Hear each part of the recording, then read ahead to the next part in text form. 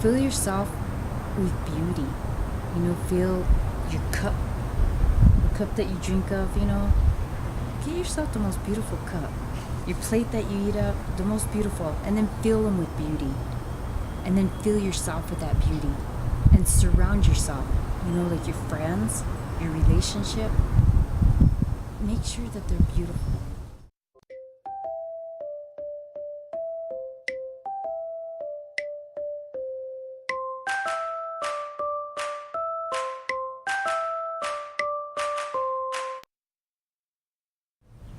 Well, the best way to describe it, I guess, or, the part that, has always gotten me jobs is the herbalist, throwing that out. People, when they hear herbalist, they're like, woohoo, herbalist, and, then they'll start listening to me. But, I've always been really strongly connected to nature, and not just the plant world, but just being up in the mountains and spending time up there. And I was, raised, I was blessed to be raised by, a couple of northern New Mexican people. My father and my mother were ranchers, and they're really comfortable in the mountains, and especially my father. And so we were raised in the city. We were brought to Albuquerque because my grandmother told my father that he wanted him to get an education, so he came out here to go to school. And so he ends up staying in the city because that's where the jobs are and where he's working. But he always had a garden, and he worked as a fire patrol, a ranger up in the mountains. And so he was always up there, and he would always take us up to all these places that he would find. And we were raised in the generation where we were not encouraged to speak Spanish. We were actually discouraged to speak Spanish. We were made fun of if we had an accent. And my parents got, humiliated. My mom got spanked and beaten, so she didn't want us to have to pick up that. We did ask to speak Spanish to our grandmas and our grandpas because they didn't speak Spanish. They didn't speak English. So as we were growing up, before they passed on, we had to have a little speaking ability. Not much, because how much conversation do you have with your grandma when you're little? And then, but when I went to school, I really didn't like that. I really felt like I lost something when I was really young. I always felt like not knowing my language it hurt me, and I felt it especially when I was about in the 8th or the 9th grade, and I started taking all the Spanish classes, but I couldn't learn that Spanish from those books and the way they wrote it, and it was just hard work for me. I couldn't memorize enough. It just didn't flow, and so I ended up not really speaking fluently. As I got older, I could understand a little bit, not a lot, and when I went to go study with Flor de Mayo and Doña Doris and Doña Aurelia were speaking in Spanish, I needed the translator's help to understand what was being said. Now I look over the tapes and I can understand everything they're saying. And a part of that is because I understand all the herbs they're talking about now too. I took my kids into the mountains on a daily basis. We spent a lot of time up in the mountains. And then when my kids got old enough and, they're like, I don't want to go to the mountains no more because, they had their idea of what they should be doing. I spent a lot of time up in the mountains by myself. And when I was up there and hiking, I would notice, every time I was up there, I'd go deep into the woods. And the only people I would ever bump into were men. I'd be up there by myself, and then all of a sudden a man would come by and be pretty deep in the woods. And then another man would come by, another, and it wasn't a lot, but it was always only men. And the only time I ever saw women were in groups. There'd be at least 2 women, but usually in groups. And it just always...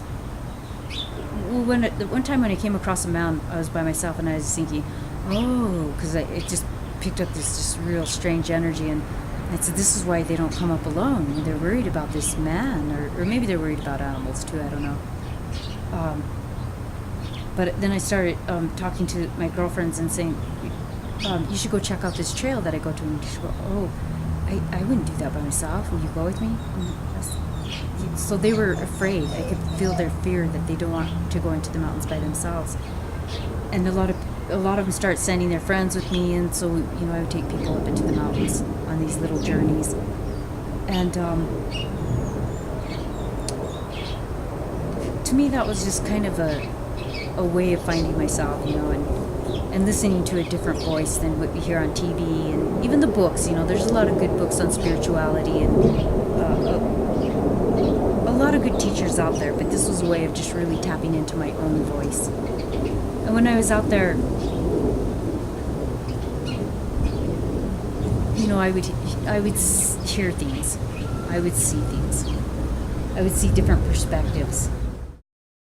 I think that resonates with this question about, people not knowing, not getting to grips with things in their reality because they have all these objections, not really understanding what they're teaching, not really knowing the taste of it, as you said. Yeah. And I think that's lovely. How did you overcome that in yourself, those feelings and those behaviors, and how do you teach your students to do that? Well, I think a lot of times, I think there's a spirit that really pushes us in that direction, because I had been unhappy in the marriage that I was in, with the father of my children. I wasn't, if you looked on the outside of it, you're like, wow, he's a good-looking guy, he makes all kinds of money. This woman is lucky. But I felt an emptiness, I didn't feel like he was my friend, and I didn't feel like he respected all the things that I wanted to learn. I felt like, why are you doing that? That's stupid, and I just felt really put down, and it hurt, and it grew, in the very beginning, like one or two comments doesn't mean too much, but over this was over years, and got to the point where I just felt like, you don't really like me, and I don't really like you, we didn't hate each other. It wasn't based on hate, and really, like people have a reason for leaving each other. This was kind of weird, it's like, I just don't like him, and it's like, we'll work it out, go to therapy, and it's like, I don't think it's work-outable. I really don't. Mm-hmm. He's just, I'm too of this earth, and it's too weird for him. The way, I want things simple. I wasn't into the material. And I was actually really depressed, and I felt sick. And at the time, I had gained a lot of weight. I was over 200 pounds. Maybe I was like 220, something like that. I was really uncomfortable in my body. And I felt sick all the time. My stomach ached all the time. I couldn't eat without having a stomach ache. I just always hurt. And it was really hard for me to get out of bed in the morning time. I was lay there really kind of depressed.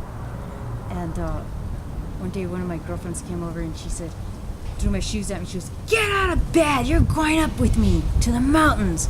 She goes, "You're always talking about those mountains. Let's get up there." She threw my shoes at me and made me go up there. And, I was dragging up there. I'm like, oh, brother, But I went up there, and I felt a strength. And then she came for me for about 3 weeks, That's 21 days. 21 days you develop a habit. And maybe that was her intention. Maybe it was just, she needed that too. At the time, I think really what she was doing is she knew she was moving away, and she knew that, she was my only support, and she knew that I was going to fall apart when she leaves. Mm-hmm. And so she was spending every single moment she could with me. And at the end of the 3 weeks, she tells me I'm moving. She goes, "I'm leaving." She goes, "I'm moving." She goes, "This is to Minnesota, not even anywhere close that I could see her, on a regular basis." And it broke my heart, and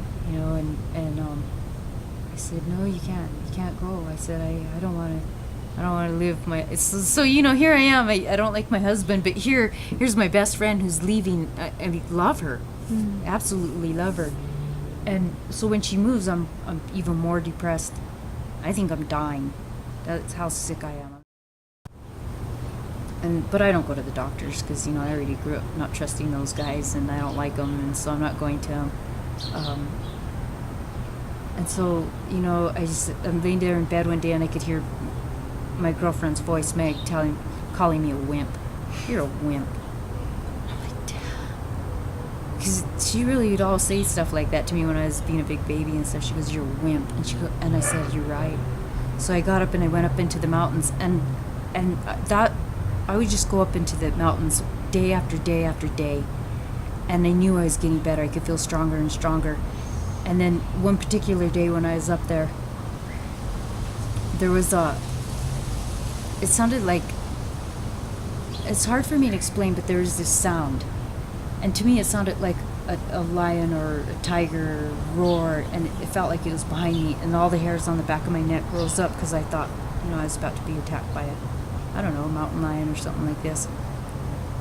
And I turn around, and there's a hummingbird right in front of my face staring at me.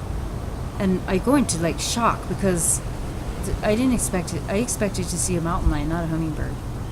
And then in that moment, I go into, a dream state.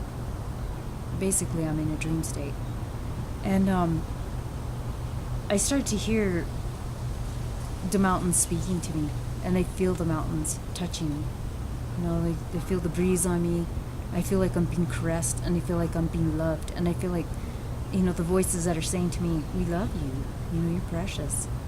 And if you continue to live this life that you're living, you will die. You do have cancer, and you will die. And you deserve to be loved. And I just knew that was the truth.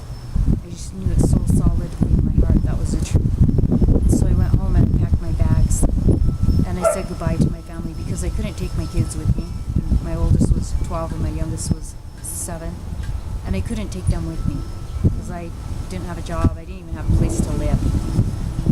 I didn't know where I was going. I didn't know what I was doing. I just knew that I had to leave that life. And so I packed my bags, and I told my kids that I was leaving and that I would see them, and that I would come back home as soon as I got my stuff together and I figured out where I was going to live and stuff. And then I left, and I went and stayed with one of my sisters for a while, and then I moved in with another sister for a while. And then I met up with Oscar Moreno, who's a Locora chief sun dancer, and I began to do Vision Quest, and I started to support the sun dances. And while I was doing these things, I started to discover more things about myself. I discovered, that I have a way of being and seeing that isn't, a reality for everybody. It could be a reality for everybody, but we're not tapped into it anymore. And I realized that I've been, I can tap into it. I can tap into it pretty easily. And so I started going back to reading the symbologies of life and studying and becoming who I am today. And I don't always, I have the fear too, like when you feel fear about going up into mountains. I feel fear about saying to people, whoa, you need to let go of that. Like they tell me something, they come to me for a consultation, I'm like, whoa, you need to let go of that, that's going to kill you. Because we've been trained that if we do that, we'll be sent to jail because it's against our laws as doing consultation. So I have to work around their laws. So I have that fear too that controls me to stay in the box. And so I feel like I have to be creative, very creative. And that's why I created the course that I created, the chakra herb class, because I'm not telling anybody what to do, but I'm helping them to open up that other sense so that they can decide these things and they can make these choices and know that they have these choices. You talk about empowerment, that's what I'm doing. I'm empowering. How did you know when it was time to create your own offering? I would look at the students and they would look kind of confused, and I couldn't unconfuse them because it's like, we're using this material. We're based on science and research. I can't really make this unconfusing for you. Mm-hmm. And when I had sit downs, there's quite a few young girls that would come to me afterwards, and say, can I do a consultation with you? And when I would sit down with them on a one-to-one, I could explain things to them in a different way. And I said, I just got to make this part of the course. And although a lot of it is stuff that I learned while I was doing Vision Quest, because when I was doing Vision Quest, I was being trained by Oscar Moreno's wife, Elena. she had an empowerment course. And so while I was going through it, I was going through this course where I was learning all these skills. And I picked the skills that had the biggest impact on me. And I incorporated them into my classes. And when I teach the classes that I teach, I tell the students, if you want to duplicate exactly what I'm doing here and go out and teach them, more power to you. The information that came to me is not my information. My teachers who taught me this stuff, it wasn't their information. This information belongs to all of us. I mean, I can copyright it. Anybody can put a copyright on something and say, this is my information.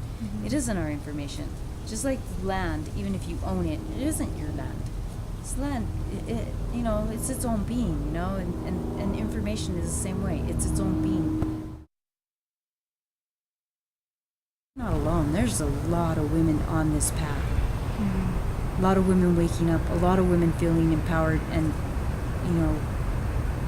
feeling good again. So you don't have to do this alone. But you do have to do your own work. You come to me, I ain't gonna, lift the spoon for you and feed you. I'll guide you. I'm not gonna give you the answers because I may not even know them. I'm just one person. I can only know so much, and I choose to know the plants, and so that's the information that I have. If I happen to know something else, I don't mind sharing. Yeah, women are not alone. And you know what? I'm actually in admiration of you for working on this project. Yeah, because this is a good project to be working on, and you're not alone in this project. You're gonna have a lot of women to support you on this path. And to admire you and really want to give and to help you with this, because we know what you're going to create is going to go out to a whole bunch of minds, and we'll plant these seeds in their minds, and then there's our little army right there, when it comes time, because empowered women aren't going to allow what's going on, the abuses that are going on to the little children. We're not going to allow that to happen. And that's what's happening, Yeah, the wars are a big deal. The economy's a big deal. Monsanto, all these things, they're big deals. But the biggest deal is that our babies are being abused. That's the biggest deal, because those are our leaders. Those are our grandmas and grandpas to be. And us mamas, when we have our strength, we're not going to allow that to happen. The only reason why women allow their children to be abused is because they're being abused and they don't have this empowerment. So you're doing a really good thing by passing this information on. Yeah, make strong babies. I will. Yeah. Yeah. Thank you so much. You're welcome. Yeah, it's been a really beautiful talk. Thank you.